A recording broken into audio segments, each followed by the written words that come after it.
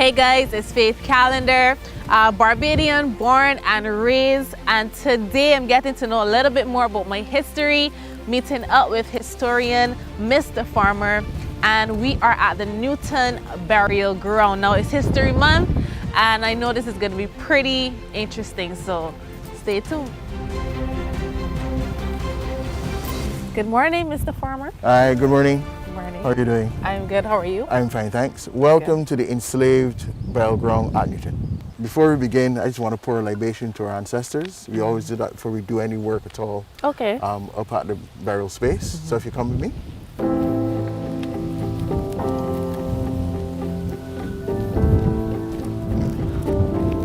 So once we've passed this sign, we're really inside of the burial ground. I'm not going to profess to be an expert, but we always have a libation before we do any work.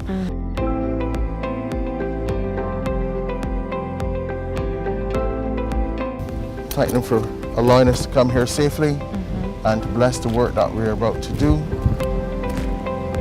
as we ensure that their sacrifices and memories maintained for our people.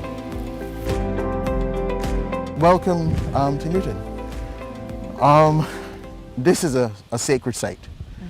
This is a site where we believe you have over 500 African and Barbadian born people who have been interred, laid to rest by family. So you've got mothers and fathers and grandfathers and grandmothers and sisters and brothers and aunts and nieces and cousins. Because in some instances here, the excavations have indicated family plots. So persons just weren't buried just like that, but that they were buried with family members. Oh, okay. And then you've got some other burials that indicate that the person might have been someone of a high status, or a person who might have practiced a particular brand of religion and they were given a particular type of burial as well. So those are some of the people who were interred in this space. And it's even amazing how this has come to be. Newton is in fact unique. Yes, you do find enslaved people buried in Barbados in one or two burials, or you might find burials where it's a mixture of enslaved and freed people as well. So the unique thing about this site, it's the only known and excavated communal enslaved burial site in the hemisphere. So it's just not unique to Barbados, but it's unique for the region. Right. That might change, but for now, that is the importance of the site. Right, right. So as we walk the site this morning, we're going to get to learn a bit more about the people who were buried here, what we found out from archaeological investigations, but also what's important about this site beyond the science to us as a people. And I think that's critically important for us to discuss. And the fact that we are in the midst of doing some interpretation at the site. So if you come back to the site on Emancipation Day, it will look totally different than it looks now. Right, so let's just take a walk. So one of the reasons too when we come up here, we tell people not to drive on what they think is grass, is that we're actually walking on some of the burials. So some of the burials are mounded, like this area here. Others are flat. So for a long time, it was thought that majority of burials are mounded. But we have found instances, and we'll walk up to that area just below the ridge, where we found non-mounded burials. So the entire space is a burial ground. We can't tell you if they left any markers. We've not found any evidence of that. Right. There might have been at some point in time, but that has been lost over time.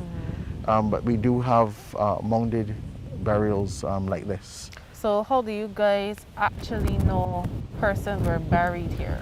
That came through excavation. So the gentleman who did the work, the two researchers, Professor Handler, Professor Lang, they were in Barbados in, I think, the late 70s, looking for enslaved villages and burial sites, and they couldn't find any. They happened to Newton where they saw an elderly gentleman, and they asked him questions, if he happened to have known if there was a burial ground. And he said to them, in fact he did, that his grandmother and great-grandmother passed on that memory to him, that his ancestors were buried over in Newton Plantation in this field. Okay. And he brought them here. So, you know, we don't like to write. We tell stories. We keep our memories orally. Right. And this is an instance where that oral memory proved to be true. So he gave them the information. They came to this field and they began to excavate and began to find the skeletal remains of our ancestors. Okay. And it's from those skeletal remains that we understand how people would have lived, in some cases how people died. So there's a lot of lead content that was found. So a lot of people were malnourished because they're being overworked, not given good food. Right. But the lead content for a while comes down to the rations of rum that people were given because there had been lead pipes. So that lead got into the body. And if you have too much lead in your body, that causes problems. They've also noted that from some of the skeletal material, you can actually see how hard people were worked as well. Okay.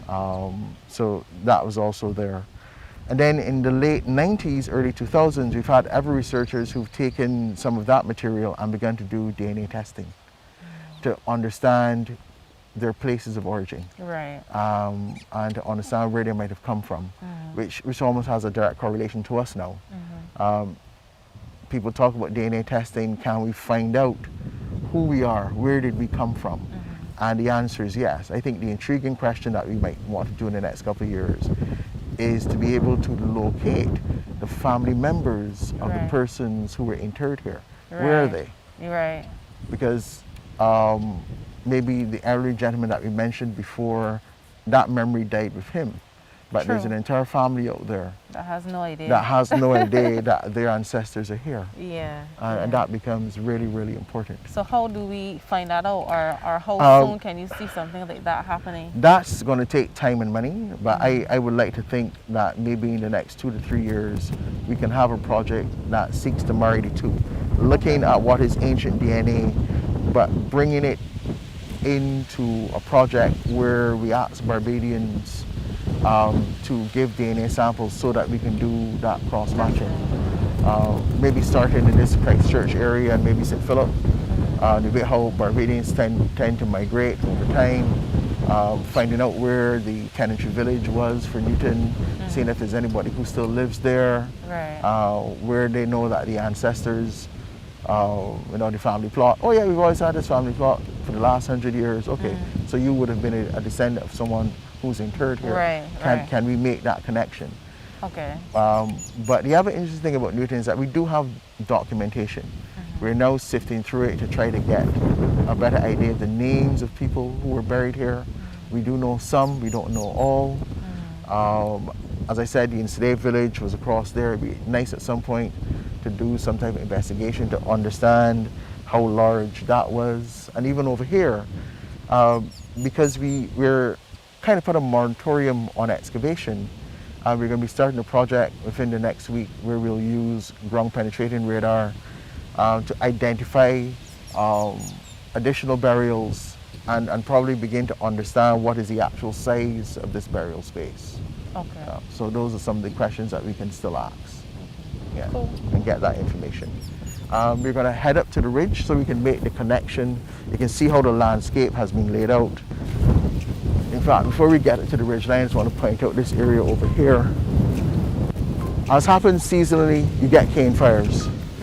And one year, there was a cane fire that burnt this entire burial space. And in this area here, we saw an outline of what we would traditionally think of as a burial plot.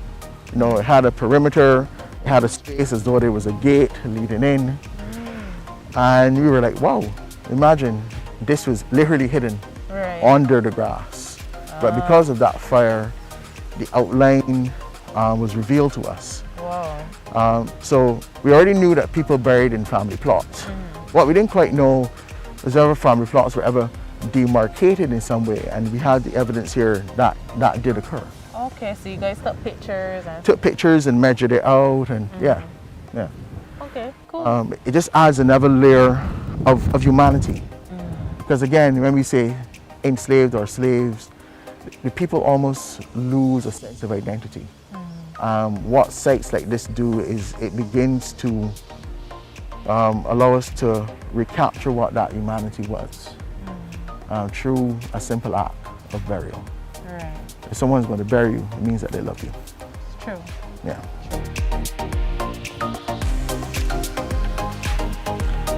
So let me ask a bad question. Did you like history at school? I did it because they had to do it. Oh no. Well, what we do with sites like this is seek to bring them alive. So we have a better understanding of what our history is. So this is great. So we're up on the ridge line. For those Barbadians who haven't been here, to my south is the ABC Highway coming off of Newton Roundabout. Over to my left, in east, in the area here where you see the mother and tongue trees, is where you believe the enslaved village would have been. You call them the what? Mother, woman's tongue. So these Okay. trees here, Okay. right, these are woman's tongue. Okay. So in that area is where the enslaved village would have been. This is the burial space, not too far away. The factory, we believe, is where that chimney is. And the plantation house, that royal palm directly ahead, is where the Newton estate house was located. Okay. So we get a sense of how the plantation is laid out. And of course, down the road is Oistins. So that's where the sugar and rum would have been shipped from. No need to go to Bridgetown because you've got your own port. Right. We can even imagine that perhaps in some instances, some of the slave ships actually would have come to Oistins and brought people up as opposed to Bridgetown and then people being walked from town here. Right. Both scenarios could have played out. And this is the plantation that they worked. This is the place that they had no idea where they were coming to. Plantation was established in 1660. So from 1660 to the end of slavery, 1838, families would have come here, worked, died, had their own families here who would have done the same thing. And at every step, resisting. At every step, wanting freedom. Right. And here we are, descendants of people like them, not from this plantation, or maybe, who knows, maybe we might be. Might be. Coming back to this space as freed people, coming back to this space where we now control our destiny, where we can pay homage to them, have a space to reconcile what is a traumatic past. Right. And hopefully bring some healing to us, but also understanding that this doesn't happen again. Because I think Right. that's also important. Yeah. Understood. So how do you think they brought the dead here from their village? How did they transport them, so to speak, to the burial ground? So they would have made their way from their enslaved village, walked over with their dead. We've looked down below where we've seen some mounded, but the excavations also show that there were some burials along this ridge line as well. So when we say the entire space, we talk about the entire space being used. And you would have had song, you would have had dance to commemorate the life of that person. That person would have been interred with grave goods. It might have been something that was personal to them or personal to a family member that was buried. Right. And the other interesting thing about Newton, at the time in the 70s when the excavation was done, it was this belief that enslaved people had nothing. And the material culture found with the enslaved people here showed that that wasn't true. Right. People had bangles made of silver, they had earrings, they had pendants. Right. So they were able, in what was a system meant to oppress them, meant to deny them any human agency, they were able at specific times to exert that human agency. Right. And in fact, when you go to the documentary records for Newton, plantation managers in the 18th century writing that, you know, a particular slave walked off the plantation because they recognized that they had to let them walk off, and they would say they were went missing for a few days, probably went to visit kinfolk at neighboring plantations or ventured into Bridgetown or wherever, and they came back bearing gifts. So again, it points to we're only beginning now to have a better understanding Right. of enslavement, a better understanding of the agency of enslaved people. Right. So they were allowed to like leave this area and, as you say, go to Bridgetown and Yes, stuff like I that. can't even say allowed, they walked off. They didn't ask permission, they just went. Okay. And there's a case, a very famous case, I'll take you to, there's a book, a small pamphlet called Old Doll, which is part of the museum's Rewriting History series that talks about Old Doll, Okay. who was a matriarch here at a particular time, who got so fed up with the treatment of the plantation manager that she made her way to England and went to the owner of the plantation and complained Wow. that the manager was treating her and her family badly, and that person needed to be dismissed, Wow. and she was enslaved. And was action taken on that? Or I think some action was taken. What eventually happened is that she was able to manumit her family. I think a daughter and a son. how did she get to England? Literally, she ran away, but she clearly had enough money that she could find passage to England. I Right. think initially she went to St. Vincent and then to England. Okay. Yeah. Now you're stretching my memory. You have to remember all these things. But yeah, so we can walk the site across to this ridge line. But yeah. Cool. So I think the thing for us is to recognize that in a month like Heritage Month, it's especially important to pay attention to sites like these, to recognize that they tell our history. And for persons to come and visit the site. And as I said, we're in the midst of doing some interpretation. We're having interpretation up here, along the ridge line, down below, and have seating for people. Because some Barbadians do come up on Emancipation Day and other days to pay their respects. And what they come to is, for them, an open field. What we want them to come to is an interpreted space where they can read information about their ancestors, Right. and have a safe space in which to sit and come to terms with that history as well. Right. We think that's very, very important. You mentioned earlier about, you know, different rituals, African rituals and stuff that they would have performed Yep. or been a part of their lifestyle, I guess. Yeah. Are you familiar with any of them, or? Not intimately familiar, because unfortunately, a lot of what they did was never written down. Okay. But if we think about, you're a singer, or calypso, the way in which you write songs, they would have brought some of that with them, Okay. and with interactions here, developed it in a particular way. Right. So in fact, there's a Barbados slave song, which is known to be the oldest slave song of its kind, which was rediscovered in an archive maybe 5 or 6 years ago. Okay. It's now part of what is called the Memory of the World inscription. And we've had 1 or 2 local performers perform the song, and it is haunting, because the European who heard it actually, because he was a musician, noted what the lyrics and the melody Okay. was and what the score, and he wrote it up. Okay. So you can, from his notes, actually perform the song the way that he heard it. Okay. But it's very haunting. The words and the lyrics is very Oh, haunting. do you know it? You can sing. You can Oh, sing. I can't sing. I am tone deaf.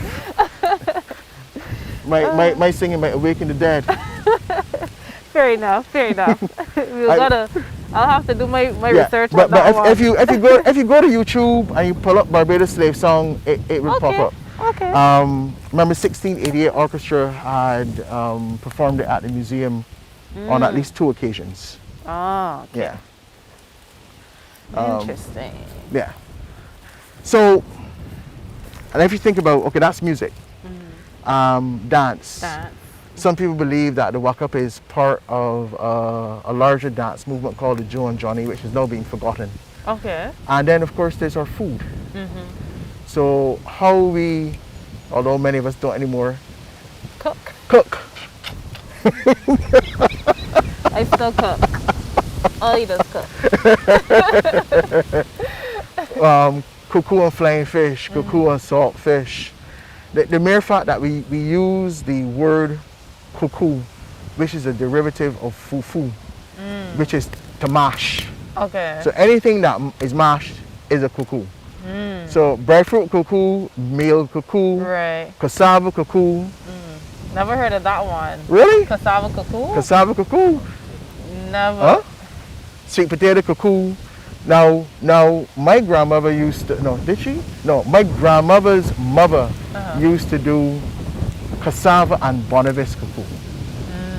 So if there's anybody out there who has a grandparent or great grandparent and they remember that, give us a ask call. my granny about that. Yes, Sweet potato, cassava, and Bonavis. cassava and Bonavis. Okay. I'll Cuckoo. try to remember that. Because cuckoo just means mash. Right. So you mash anything, that's a cuckoo. Okay. It's like, for Bajans, anything hot is tea. Right. Cocoa tea, tea, Right. you know, Coffee tea. coffee tea, everything is a tea. Right. But it is these people who brought their culinary skills with us. They weren't able to reproduce what they would have had at home, but they made adaptations. Right. And that some of that is what we eat today. So how did they get the supplies and stuff? Well, it depends. Some supplies were brought on board ship, but over time, if you look at the plantation accounts, you can see that they're buying salted cod from Canada. They're importing rice from the Carolinas, which was settled from Barbados. Okay. They're bringing in cornmeal and millet, which we call guinea corn. Guinea corn is actually millet, which is sorghum, which we only use in jug nowadays. For those who still eat jug, many people don't. Right. But in a way, jug is a complete meal, protein and carbohydrates together. Right. We only now have it once a year at Christmas. So some of the enslavers understood what were some of the culinary practices and sought to give foods that mimic that. Okay. And our ancestors adapted and created new foods out of that, some of which have been passed down to us. Right. Even we believe the ability to manufacture alcohol, because they came from regions where palm wine would have been distilled. And we believe that they would utilize some of that skill in turning molasses into rum. Okay. So there's this entire toolkit of survival and food ways and speech that they brought with them, some of which have been passed down. Like just now you said something that was truly Bajan.